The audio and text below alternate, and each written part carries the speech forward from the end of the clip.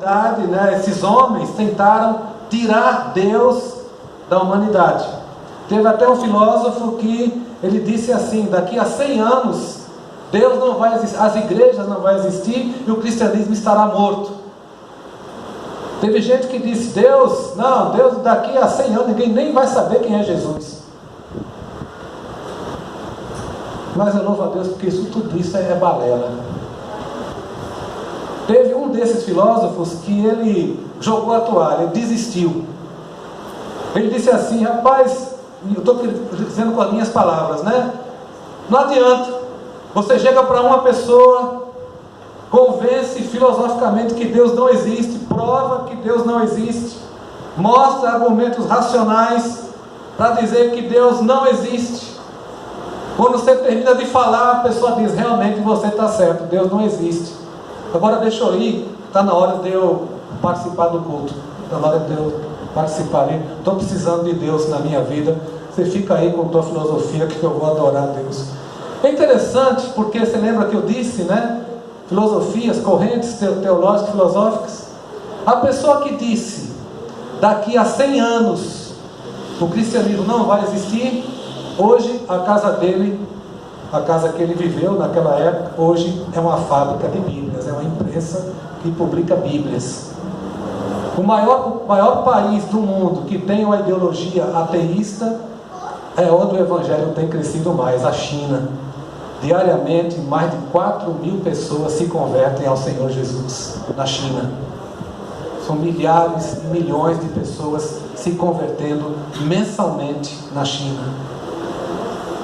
Porque Deus nunca vai sair. E dentro do homem existe um anseio por Deus. E mais uma vez eu pergunto, a pergunta da música: como seria se Deus não existisse? Muitas pessoas talvez nunca tenham pensado isso, mas muitas vezes nós vivemos como se Deus não existisse. Uma coisa que me preocupa muito é a quantidade de pessoas que podem ser cristãos na teoria, no falar, na presença nos cultos, no ler a Bíblia, sabe? Pessoas que são cristãos em vários aspectos, são até mesmo criacionistas, eles creem que Deus criou o mundo, mas na prática, no dia a dia, eles vivem como se fossem ateus e o pior, evolucionistas. Porque muitas pessoas creem que Deus criou o mundo do nada, mas não creem que Deus é capaz de resolver a situação da vida dele. Eles são evolucionistas na prática e criacionistas na teoria. Eles são cristãos na teoria, se você perguntar: você é cristão? Sou. Você vai para a igreja? Vou. O IBGE está lá um percentual enorme de gente que se diz cristão. Mas eu pergunto: essa religião funciona de fato? O texto que eu vou compartilhar com você hoje é de um homem que ele tinha um Deus não na teoria, mas na prática. E era um homem muito ocupado. Davi. O pessoal aí agora das classes da EBD vão acompanhar essa mensagem, ó, como diz lá em Pernambuco, vão comer com coco, né? Essa mensagem, né? Estão acompanhando aí 2º e 1º Samuel, então está tudo em dia. Enfim, teve um momento crucial na vida. Há muitos momentos que eu poderia destacar na vida de Davi, mas tem um que para mim é fora de série. É um momento em que Davi foge de Jerusalém, exatamente porque estava sendo perseguido pelo seu filho Absalão. Ele se vê numa situação difícil, porque ele não quer formar um exército para combater e matar o próprio filho, e ao mesmo tempo não pode ficar em Jerusalém, porque seu filho está vindo para matá-lo, para tomar o trono dele. Você que é pai, como é que você se sentiria nessa hora, hein? Não tem nem como a gente imaginar. O filho entrando com o exército para matá-lo, e você não quer brigar, você não quer trocar espada com seu filho, você não quer brigar com seu filho. O que fazer? É curioso como a vida muitas vezes nos coloca em situação assim, né? Que a gente não quer brigar com a pessoa que a gente mais ama, a gente não quer criar problema com aquele que a gente mais ama, a gente não A gente fica na situação: Senhor, como é que eu vou resolver isso aqui? Porque eu amo essa pessoa, eu quero estar bem com ela, mas as circunstâncias foram conduzidas de uma forma que agora Davi teve que fugir. E ele foge, é curioso que ele foge para um local que, segundo alguns estudiosos, era o local onde Davi costumava orar. Monte das Oliveiras, fica ali nas imediações de Jerusalém. Todo mundo já ouviu falar do Monte das Oliveiras. E Davi foge para o Monte das Oliveiras. O texto bíblico diz que essa fuga de Davi foi um negócio muito, muito triste, porque o texto lá em 2 Samuel diz assim, que Davi subia pela encosta. Imagina assim, Davi subindo pela encosta do Monte das Oliveiras, subindo e chorando, com a cabeça coberta, com os pés descalços, e todo o povo que ia com ele, cada um cobria a sua cabeça, chorando sem cessar. Uma procissão triste. Davi descalço, com a cabeça coberta, chorando, tendo que sair de Jerusalém. O seu filho Absalão já às portas. E Davi então está naquele momento, sabe, inimaginável de dor.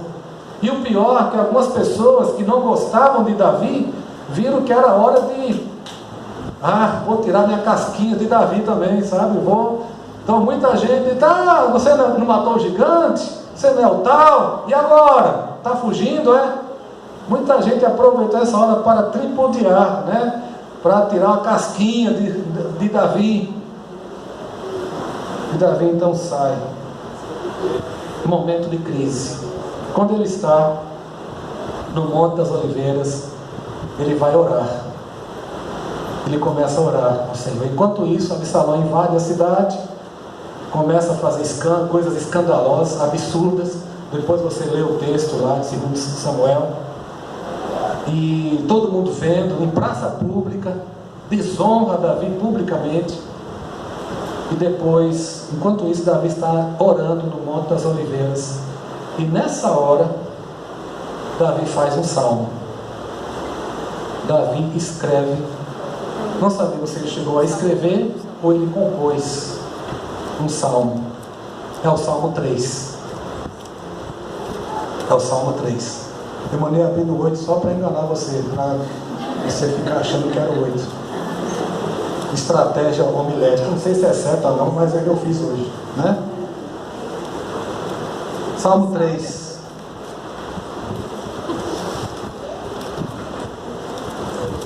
Não é isso mesmo? Diz assim: Davi confia em Deus. Salmo de Davi quando fugiu de diante da face de Absalão. É isso que está aí na sua Bíblia? Que salmo é esse? Vamos analisar algumas coisas importantes. Eu queria destacar 3 coisas importantes nesse salmo. E que a maneira como Davi resolve, encara essa situação, pode ser a maneira como você esteja precisando hoje enfrentar determinada situação em sua vida. Tá certo?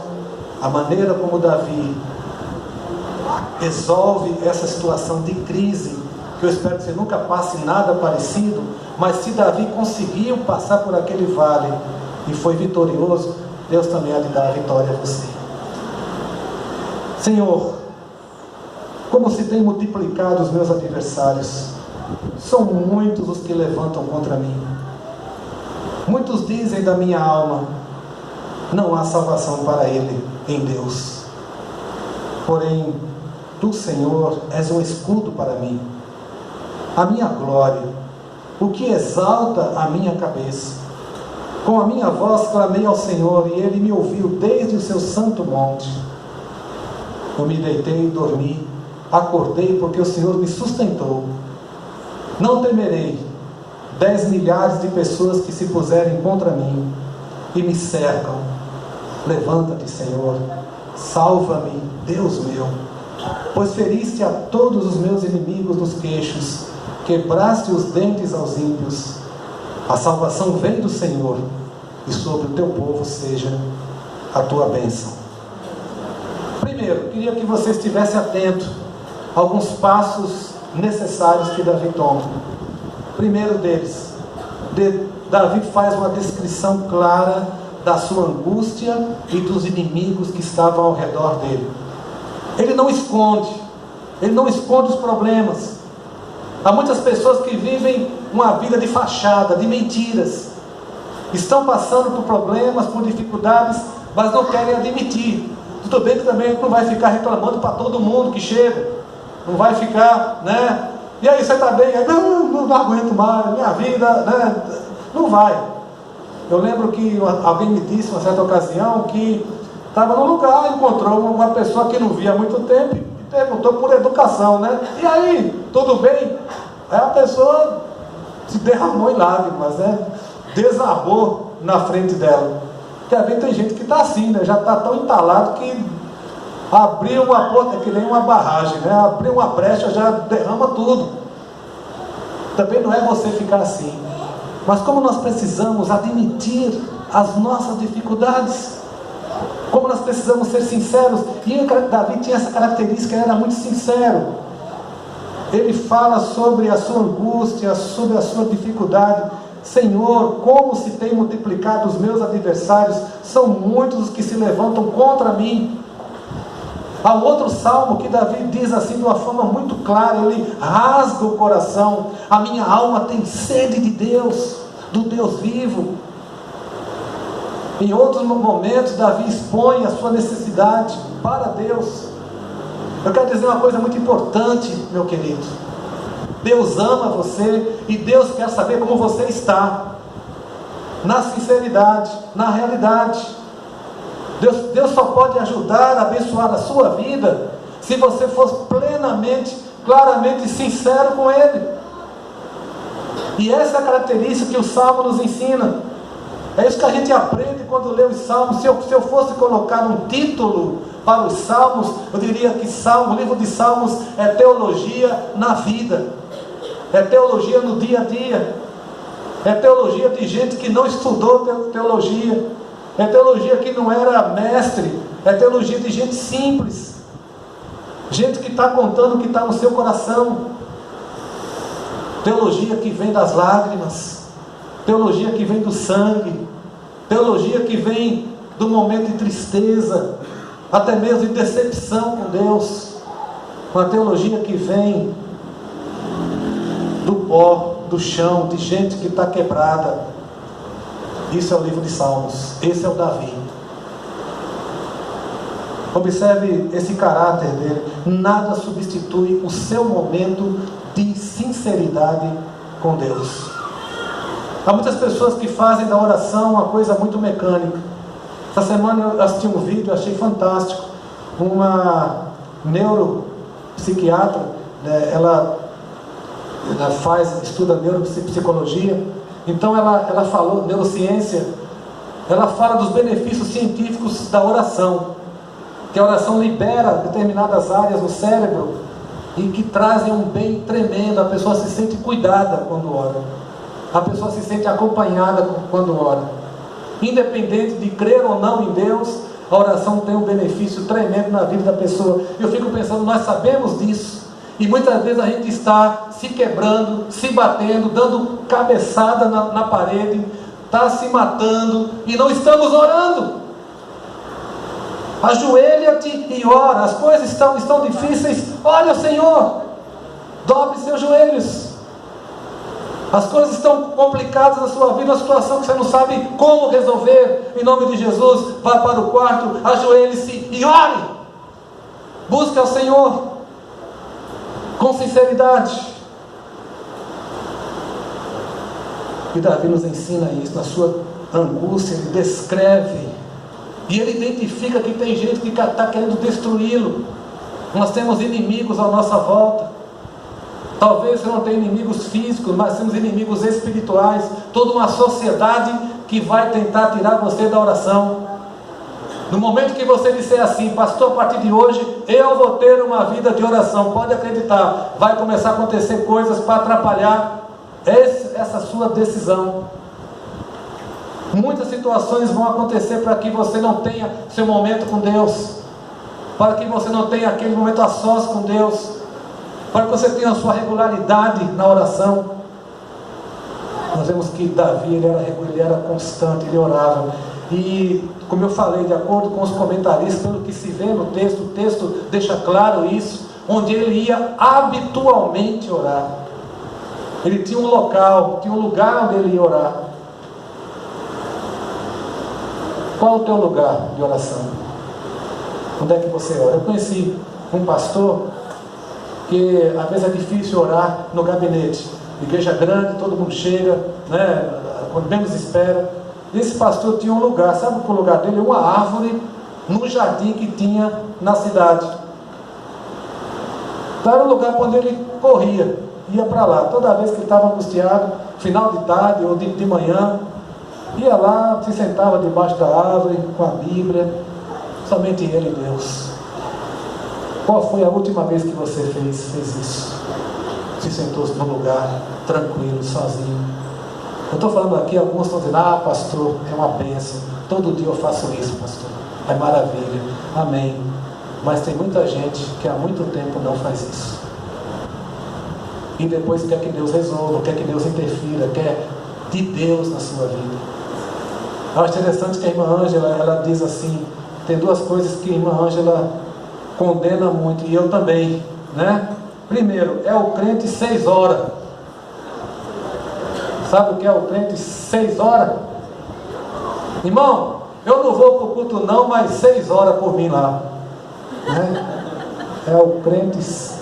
Irmão está orando, não, pastor, não estou não, mas fala com os irmãos lá e 6 horas por mim lá, sabe? 6 horas. Ele mesmo não ora.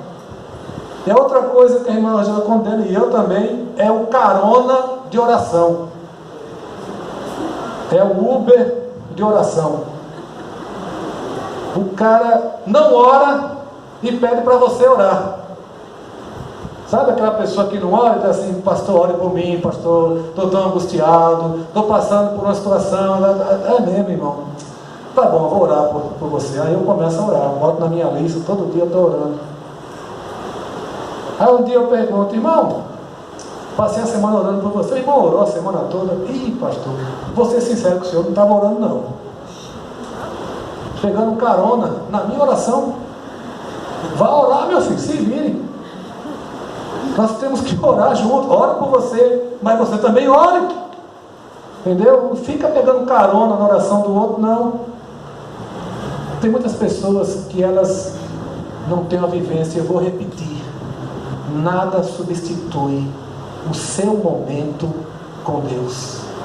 Davi estava angustiado, tinha muita gente com ele, tinha muita gente contra ele, mas ele tinha aquele momento de parar. Ele e Deus. Você precisa ter aquele momento que você para o carro, tudo bem, para no lugar certo para não levar multa. Vou parar aqui e vou orar. Lugar seguro também, que é meio difícil aqui em Natal, né? Mas você vai encontrar um canto. O pastor falou que eu tenho que orar, não orei ainda hoje, vou parar agora aqui, vou orar.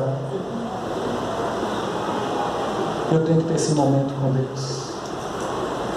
A outra coisa, outra lição que nós temos que aprender de Davi, é que ele expressa que ele confia realmente em Deus. Olha o que ele diz no versículo 3: porém tu, Senhor, és um escudo para mim, a minha glória e o que exalta a minha cabeça.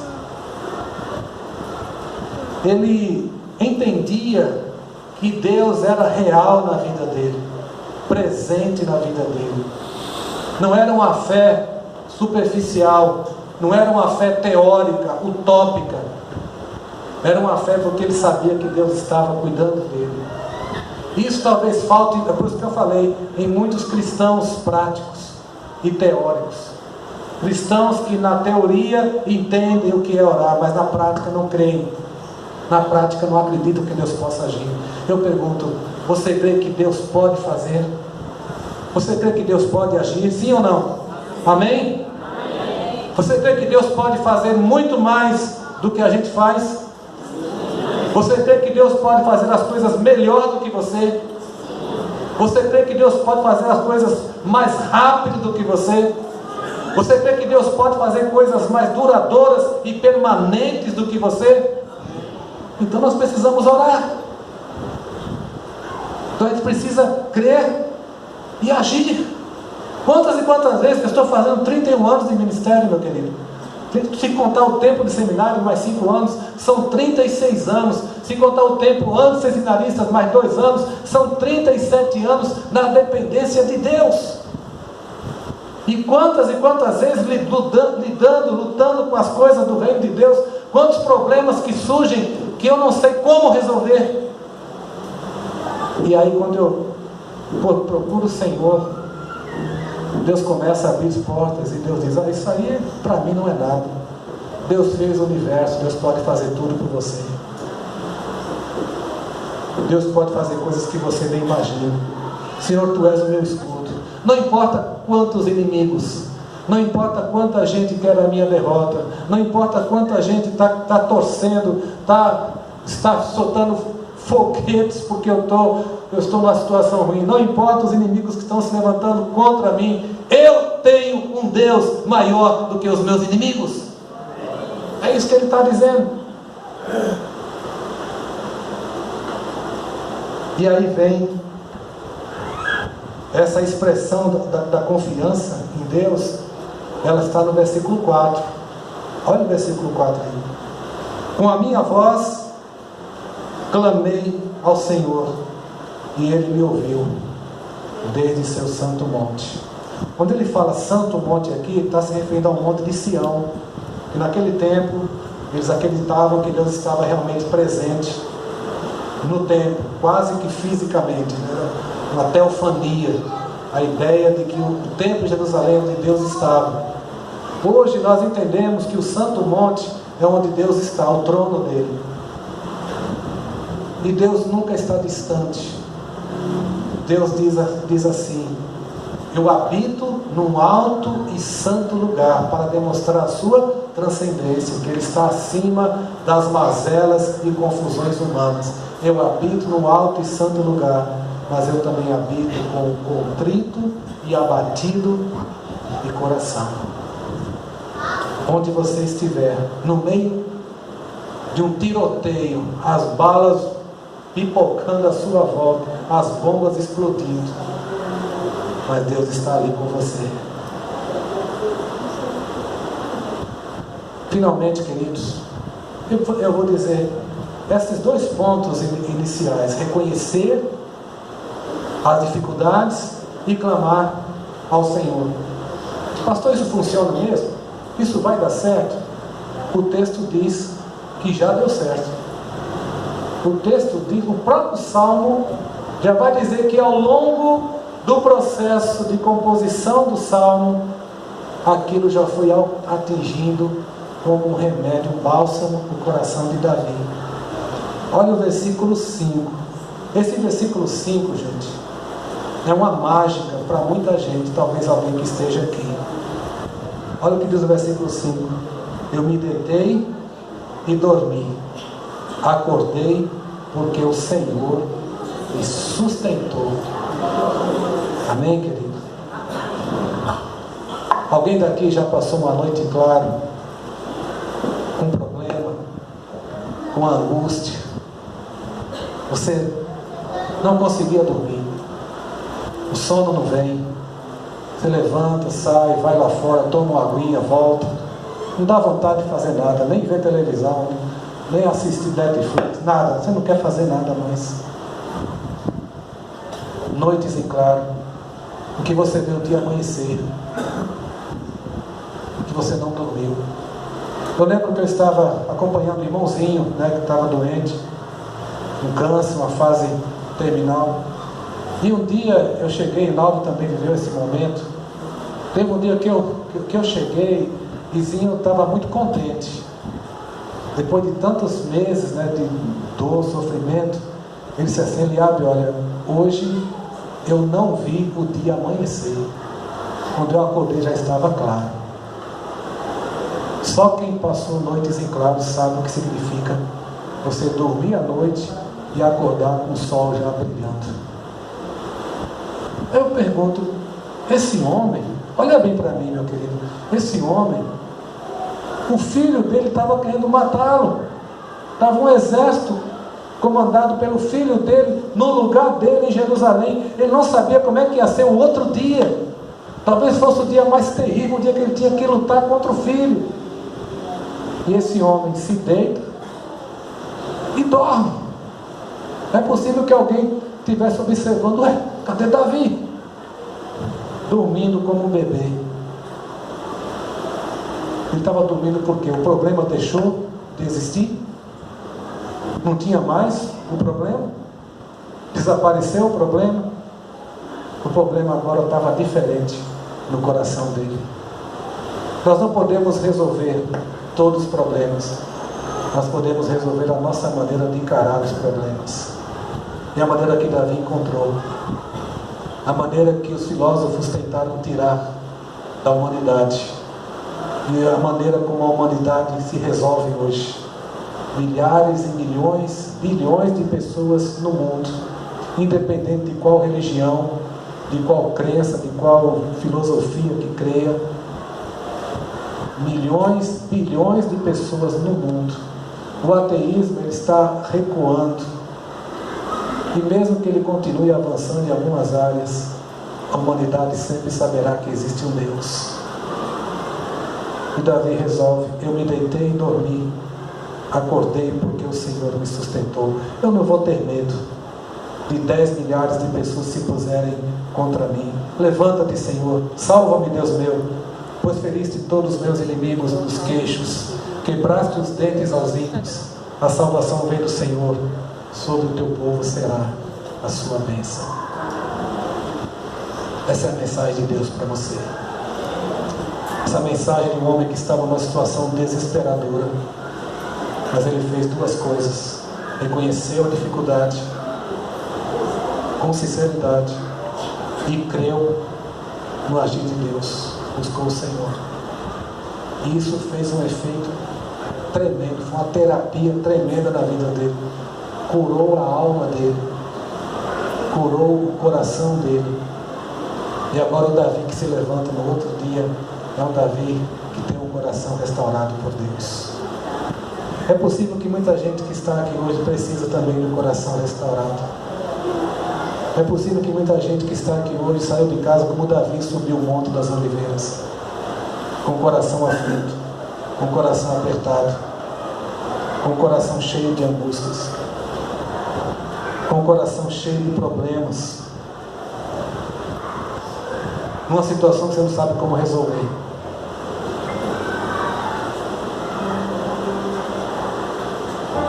Mas Deus sabe.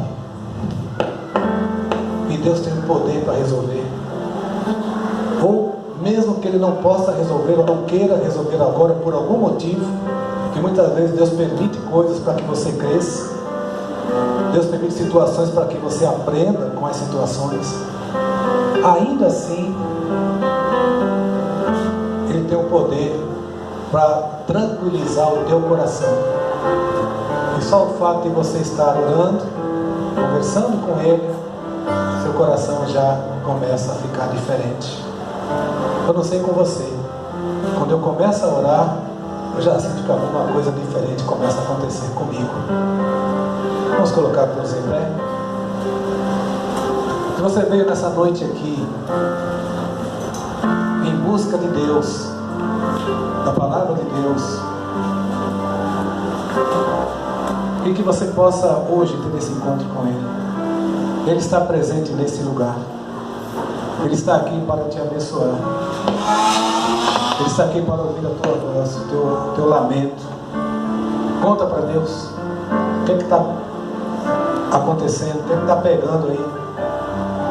Conta para Deus. Pai querido, eu quero te agradecer por cada servo teu que está aqui nessa noite.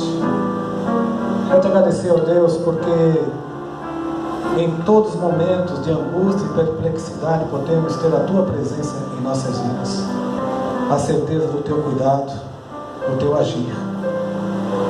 Fica, ó Pai, com cada servo teu que está aqui. Se houver alguém que chegou aqui angustiado, que nesse momento o Santo Espírito esteja falando a esse coração: filho meu, eu estou aqui, dá-me o teu coração. Se houver pessoas hoje que precisam dessa paz, dessa certeza. Coloca, ó Deus, a tua mão, o teu bálsamo protetor na vida deles, no coração deles. Eu te peço, eu te agradeço, no nome de Jesus. Amém e amém. Irmãos, podem assentar. Estamos caminhando para o final do culto. E se você quiser uma oração, uma palavra, você pode me procurar após o culto. Algum dos irmãos daqui da igreja. Nós ficaremos felizes, né? Ele vai pegar o seu nome. Você que é daqui da igreja, vem te procurar, pega o nome dessa pessoa, o telefone dela, tá bom? Para que depois a gente possa entrar em contato com essa pessoa. Nós temos algumas atividades essa semana, tá bom? Na terça-feira, como sempre, o curso de